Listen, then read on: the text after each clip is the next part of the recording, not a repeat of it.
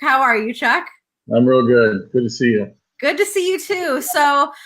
Tonight we are having someone in our community on to share their story. Here at Sober Nation, we really believe in the power of, telling your story and, sharing what it was like for you, what it's like now, to other people who may be struggling. So Chuck he's the first person that came to mind. He has been watching our live videos every Thursday night, I think since we started. Pretty much, yeah. Yeah, for like the past, I think we started this in like August or September. Yeah. Every week I see Chuck in the comments, and I'm really excited that he's here. So Chuck, tell me a little bit about yourself. Like, where are you from? How long do you have sober? And Well, go from there. I'm from Wisconsin. I lived in southeast Wisconsin my whole life. So you're literally like in the tundra, like you were in the polar vortex. It's cold right now. It gets nice, but right now it's spring. It's still chilly, but yeah. Well, and I just want to let everyone know that like Chuck is literally in a cabin right now. Yeah. I am next to the beach. So we're in polar opposite, places. There's his cabin, everybody. And but sobriety brings us together, and that's what this is all about. So like, how did this start for you? How did you get here? Like,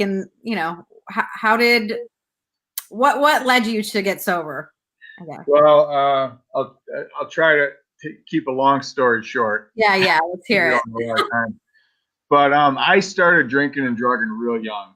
I don't really even remember when I started drinking, because I grew up in an alcoholic home, on an alcoholic block. I grew up right in between two bars, so I don't remember a time in Wisconsin. If anyone knows, there's bars everywhere.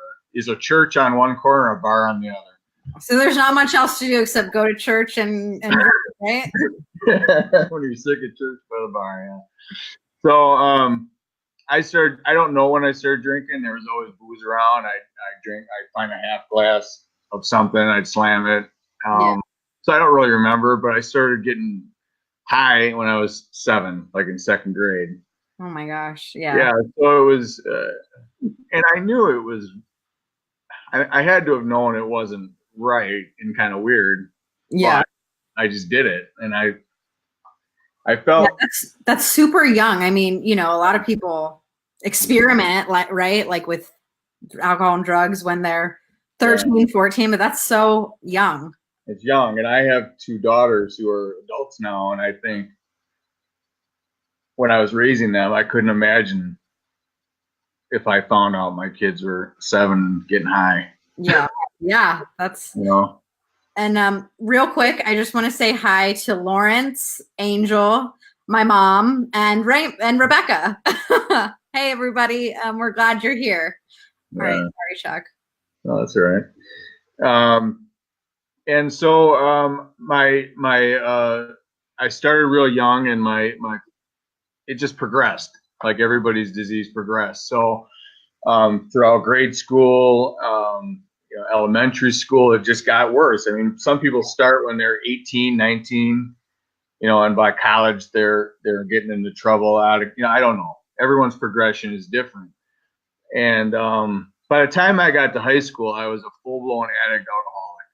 Wow. Freshman year, I was,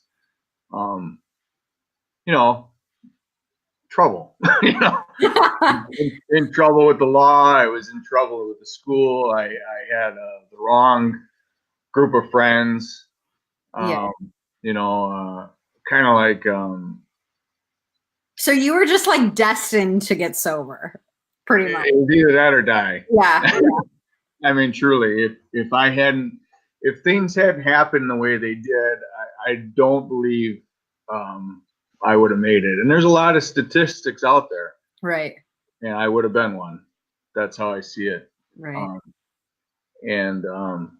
So anyway, I think in high school, my disease progressed a lot. I was just, I was in school and I did some things, but mostly I was wasted.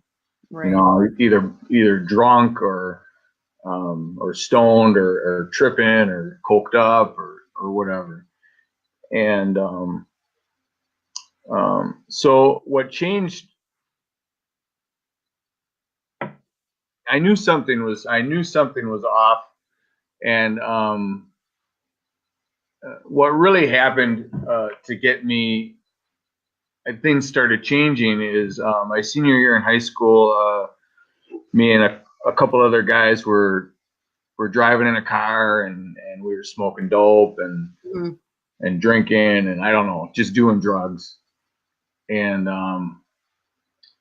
it was the first day this guy got his license. Oh gosh. Okay. And I don't want to. Do I want to know where this story is going? no, you probably know. Yeah. So anyway, I'm in the back seat. There's another guy in the passenger seat, and then the guy driving. He turned around. He's like, "Hey, Chuck, you catch one?" I'm like, "Yeah." And then, bam! Everything went black. I don't remember anything after that. After he asked me that question. Yeah. And when we crashed, it was fall. There's leaves on the ground, and leaves falling, and still kind of warm, not too bad. Okay.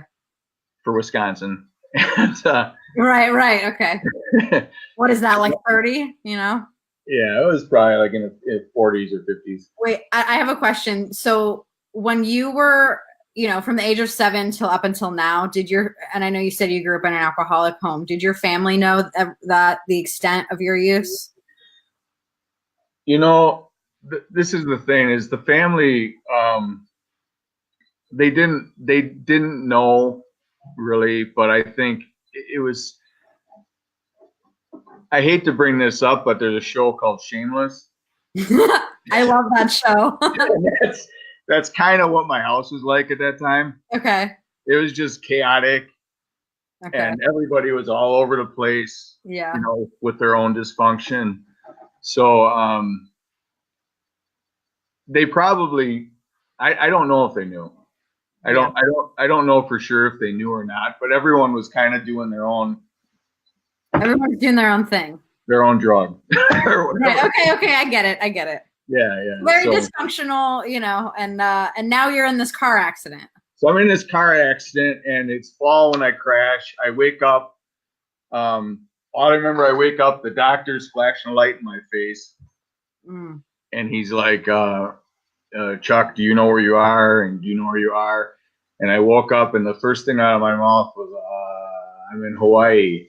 And he's like, no, you're not in Hawaii. Yeah, no, you're in the cold. So. And I looked outside, and it was snowing. Right. So it was probably, I don't know how long it was, maybe a month or so. I was out. Wow. In a coma, yeah. And so I woke up, and the first thing I could think of doing was using. Right. I had to get something. And I remember some guys I knew got something to me, And so I was using, and at that point, it was a quick downward spiral. Mm-hmm. Like no longer was I I was depressed for a long time, and probably always suicidal. Okay. But now it was really bad. Right. It was horrible. Well, and are you still in high school at this point? Are you, you're 18? I was in high school. Okay. Yeah. And, but the year was almost over. Yeah. And, so I was at this point getting suicidal. I was just using because I had to use. Right.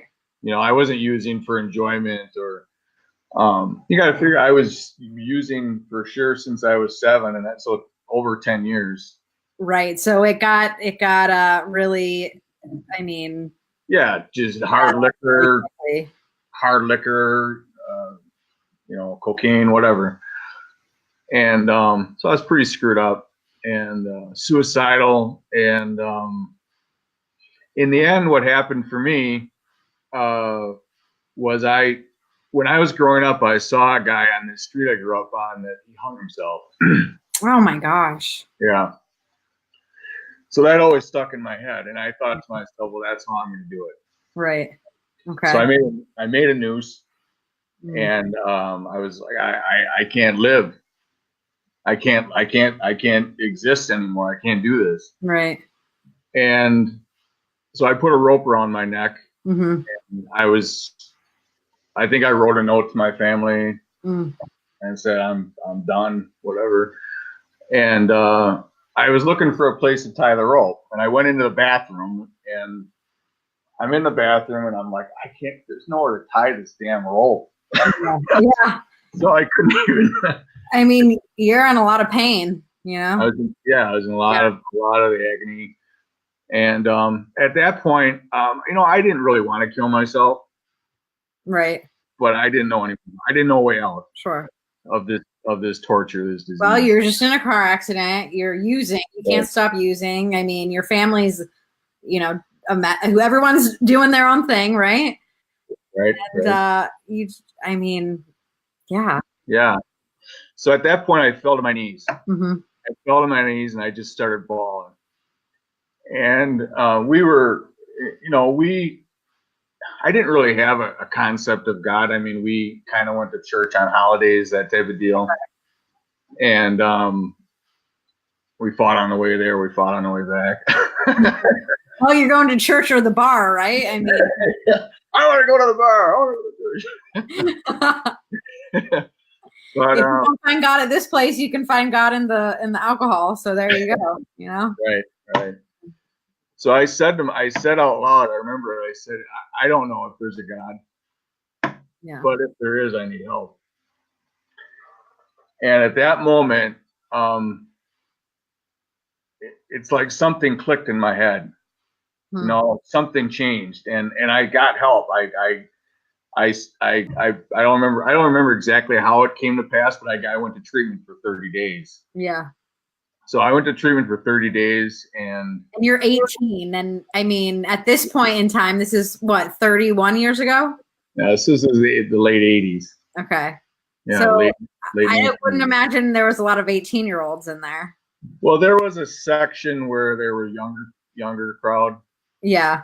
But it was mostly, 40, 30, 45, I mean, whatever. Today's a different ball game, from. Yeah, I don't know if you can stay for 30 days now. Well, I don't know. But for me, 30 days clean and sober, I didn't remember being that ever. Right. You know what I mean? Wow. How did that feel? It felt good. Yeah. They're giving me vitamins. They're giving me juice.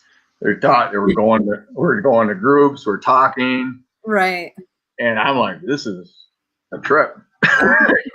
Different from your family, first of all, right?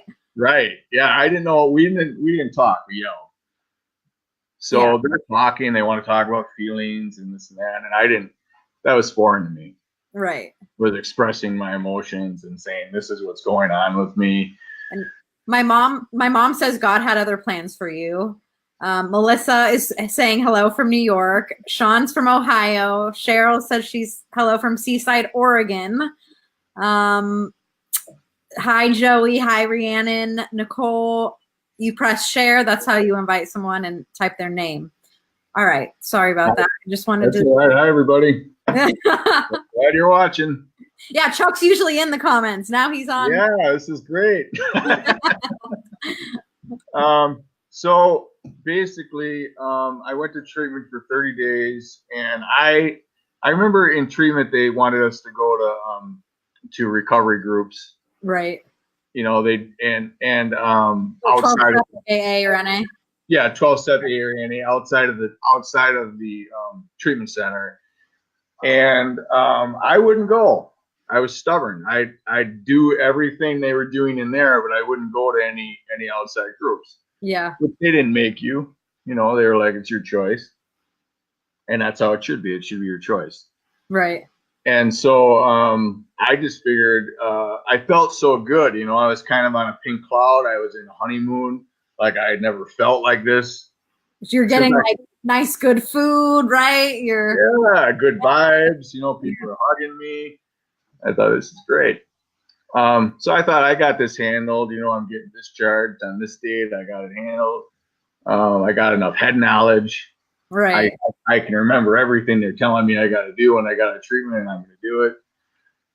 And I got out of treatment. The first day I got out, I didn't drink, I didn't use.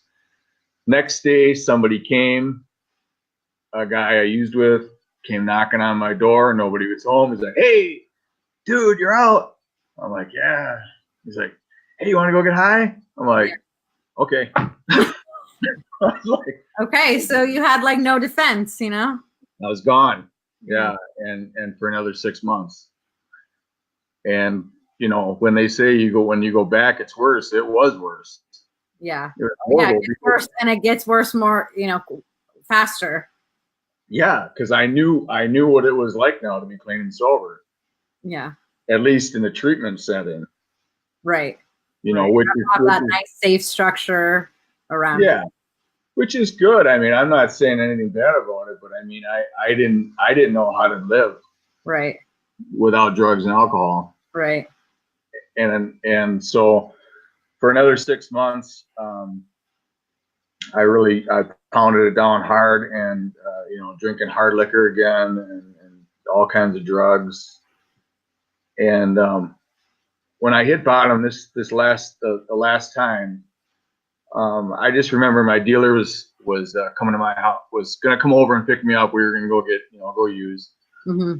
And I'm pacing back and forth. You know how it is when you want to use. Sure. Pacing back and forth, and he's not coming. I'm getting more impatient. I'm getting pissed. I'm starting to swear a lot.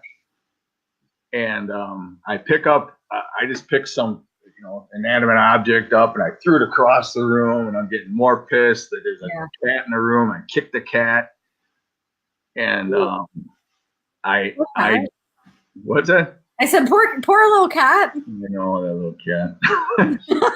So anyway, I got so frustrated, and my mind is going a million miles an hour. He's not coming. He never did come. Yeah. He never showed up. What a blessing in disguise, though, right? Blessing in disguise is right. And I picked up a big glass vase, and as loud as I could yell, I threw it across the room, smashed it against the wall. I effing quit. Yeah. Mm. So I haven't used since then. And so how old were you at the time? I was probably 19. Yeah. At So that point. now you have 31 years. Or 18. I was 18. You're 18. Yeah. And you've never had a legal drink. No, I had a lot of illegal ones though. I mean, okay. And then, so Kurt says, "You the man, Chuck." John says, John is from Florida, and Chuck is a true friend for many years. Yeah, we've known each other a long time.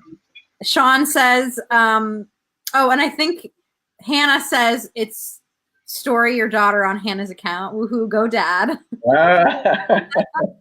And Sean says after 23 years of heroin IV use, he's been clean for 2 years and 2 months. Congratulations, Sean. That's amazing. Praise the Lord. So how does it feel to have 31 years of continuous sobriety? It's a blessing because I just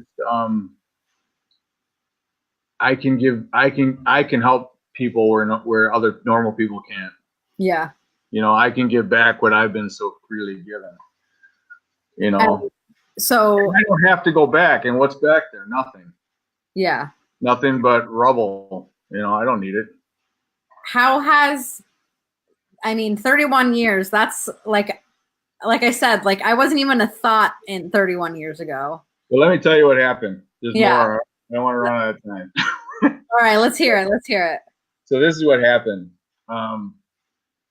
So I quit. I threw that glass vase. I said, I effing quit. Uh-huh. And I started going to an outpatient counselor. And I think I must have got a card from treatment. They say, "Hey, call this guy. He'll help you." His name was Ted. I'd go there and talk to Ted. And it was like a meeting because he was sober. Okay. He was a guy who knew the ropes. He'd been around. I think he had like 35 years at the time. And he'd talk to me. I thought he was going to talk to me about how to not drink, how to not do drugs, because that's what I wanted to do. Even though I wasn't doing it, I still wanted to do it. Right. There's a difference. Just because you're not drinking and drugging Doesn't mean if you still want to, that's a problem. Right. You gotta want to stop using. But I still wanted to do it, but I wasn't doing it because I knew the consequences. Right. And so I talked to Ted. I thought he was going to say, "This is how you don't do it." No, he wanted to talk. He's like, if you're going to hang on to this, you're going to have to come to grips with a power greater than yourself. So he shared a lot of different views of what different people believe about God. Right. Okay. What Catholics believe, what the Native Americans believe, what whatever, Buddhists, Hindus, whatever. He shared all these different ways of looking at it. And it got me thinking. And he'd always say, well, why do you believe in God? And I was like, I don't know, at the time. And well, what happened was my insurance ran out because I was on state insurance. Okay. And he's like, well, I can't see you anymore. So good luck. God bless. Good luck. Whatever. That's unfortunate. Yeah. And he was like, well, I recommend you maybe check out some groups. Right. I was like, yeah, I'm not doing that crap. And so my insurance ran out, and it wasn't long before I didn't have anyone to talk to. I didn't know what the hell to do. And I started wearing thin again. I started thinking, I gotta use, but I can't use. Right. You're stuck in between a rock and a hard place. What are you gonna do? Yeah, it's a dilemma.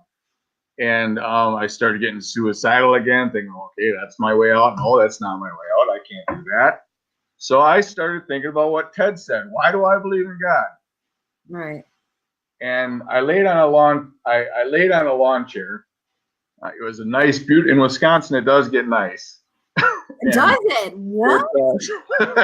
Gosh. It was a beautiful day in May, and I laid on a lawn chair, and I just started talking out loud. Yeah. I didn't know who I was talking to. And I'm just talking about all this, everything that bothers me. Like I can't use, I want to use. I can't, I have a shitty life. I have a shitty home life. Whatever, right. Down to the smallest thing, which is there's like a fly on my leg. It bothered me. Right. I'm talking to nothing, talking about all this crap that bothers me. And then I started saying, well, I can't, and it bothers me. I can't drink. I can't use. And then I thought about what I thought. Everything was beautiful out. There's trees, there's birds, there's kids off in the background playing in a pool or something, laughing. Sure. And I think someone had to have made all this. There's life. Right. And if someone created this life, it's got this. I don't know what I said, but this power has got to help me stay clean and sober. Well, you're alive. You couldn't find place to, right. Try and hang yourself. And the moment I accepted that, yeah, I looked up at the sky, and this is where it gets kind of Star Wars-ish. Okay. And it's an honest to God true story. I looked up at the sky, and the brightest light in the whole universe, like, came into me, like okay. filled my whole body. Huh. Like I was higher than I'd ever been on any drug, and I did a lot of drugs. So you literally had a white light experience. I had a white light experience. Yeah. And I was literally like floating. Like I felt like I was floating. I wasn't, but I felt like it. And then I walked down to this park, and it was still happening. Mm-hmm. And then all these guys I used to, hang with, doing drugs, they're playing Frisbee down there at the park. They're like, hey, dude, what's up? How you doing? We haven't seen you in a while. Like, what are you on, man? You look like you're enjoying it. You're glowing, huh? Yeah. And I couldn't even talk. I was so happy. I couldn't even talk. And then it started to wear off again. and I'm leaning. I remember it was a 1969 Camaro. I'm leaning up against this car, it was a friend of mine's car, and I'm like tired. Like I can't even hold my body up. Mm. I'm like, holy shit. And then all of a sudden I look up at the sky and it happens again. Wow. That's amazing. This light hits me again, like, Yeah. and I'm filled. And then this guy said, what is going on with you? Right. And the only thing I could say was, it's God. I said, it's God. And all I can do is tell my story. I'm not trying to preach. No, I 100%, you know, like I said earlier, like you can't mess up your story and so after that, I started getting, it wore off again, this glow. right. Okay. To me is the Spirit of God. Hmm. And I was just depressed. Yeah. Like so depressed. And I thought something went in my head and I thought, I'm going to die. You know, this is just my thoughts were just overwhelming. I'm going to die. And at this point I'm bawling. I write a note to my family. I'm sorry for all the crap I pulled. I'm sorry for being a bad guy and all this shit. And I thought, I'm going to die. And so that day I'm walking around waiting for a car to hit me, waiting for someone to shoot me, or to have a heart attack. Right. Okay. Nothing's happening. It didn't happen, right? No, I'm still here. Nothing's happening. And so I'm thinking, I'm talking out loud. I'm like, okay, God. Yeah. What's going on? Right. And so a voice goes off in my head. It said, go to AA. Hmm. And so I don't know if that was my voice, if it was just it was a good voice. That's all I'm saying. Yeah, I don't know if I remember hearing that in treatment or Right. or God was saying, go to AA. But I found a meeting and I went. And I walked in and I was scared to death to go, but I walked in and all these people just like me, maybe some a little older, they gave me a hug. Mm-hmm. Hey, let me buy you a cup of coffee. What's your story, man? Yeah. So I sit down, I'm talking with them, and I went to the conversation meeting and I'm just amazed. Yeah. I just felt amazed at where I was, and I knew I was where God wanted me to be. Absolutely. Yeah. And how you were, you know, you didn't want to go earlier, right? Because you wanted to do what you wanted to do. Right. Yeah. And so I remember standing outside on the doorstep of it was an old schoolhouse, that the club that it was at. Mm-hmm. And it was a nice warm early summer evening, and I was like, this is how I can do it. Yeah. This is how I can. You found your way out. Yes. And I truly believe I was saved from being a statistic. You know? I mean, I firmly believe that too after hearing everything that you've just said.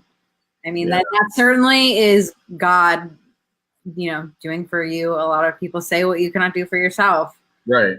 You know, right. You're young and 18 and oh my God, like this is the world. And here you are in this meeting with all these people trying to buy you coffee. Yeah, and you know, it hasn't been easy, you know, because at 18, 19, a lot of guys my age were in college, you know, partying it up, mm-hmm. You know, and whatever throughout the years. But it's the best life anybody could ask for me. Mm-hmm. You know, I'm eternally grateful. Yeah. Well, I'm so grateful that, you know, we had you on and And I'm just going to go to the comments real quick. Linda asks, do you still go to meetings? If so, how often do you go? Hold on, Linda, because I know for a fact that Chuck has a meeting in his cabin once a week, right behind where he's sitting. Okay, go on, Chuck. You can answer that question now. Yeah, I do. I do still go. Probably two, sometimes 3 a week. And I do it because I've done it. Right? Yeah. And it works. And if it works, don't fix it. Right. You and know, I'm sure you've helped lots of guys. I mean, well, I hope so. They've helped me. Yeah. You know, whenever I go or a newcomer shows up, it's, you know, I need to be reminded. I mean, an old timer, a guy with like 50 years said to me, don't get too comfortable. Mm-hmm. You know, don't get too comfortable. Don't sit back and like, hey, I got this shit.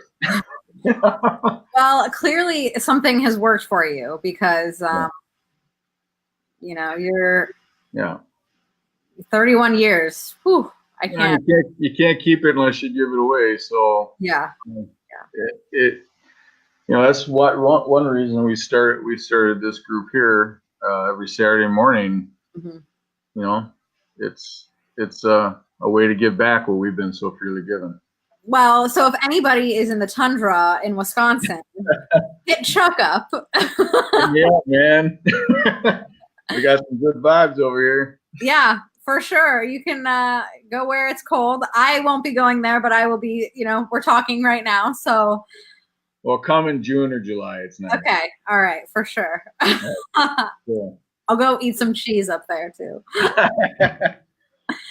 Anyway, well, so thank you so much, Chuck, for being here.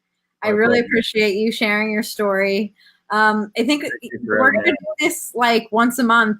You know, someone in our community who wants to share their story, because, you know, we do these sober sinces that get a lot of feedback on our page every day. But I think even just having one that's a video is really important because, first of all, you know, it's right here and anyone can access it. So if you want to share your story, you can email me, Tori at sobernation.com. If you're struggling, please send us a message. I'm sure you can even reach out to Chuck too. He has a lot of wisdom, clearly. And Heidi says, thanks. I haven't been to a meeting in a while. This makes me realize I need to get back. Ken says, you're an example of how it works for many days. Yes, he is. I'm so proud of you, Chuck, and I'm so happy you were on here. So thank you. Keep dancing in the sunshine of the spirit. Yeah, that's yeah. And Chuck, I'm sure we will see you on here again. I would love to have you on again, and we'll see you in the comments again too. All right. Well, thank you so much for having me. Yeah, thank you, and thanks everyone for tuning in. We'll be back again next week, again at 9 p.m. with someone else on. So we will talk to you then. Have a good night and have a good weekend. God bless.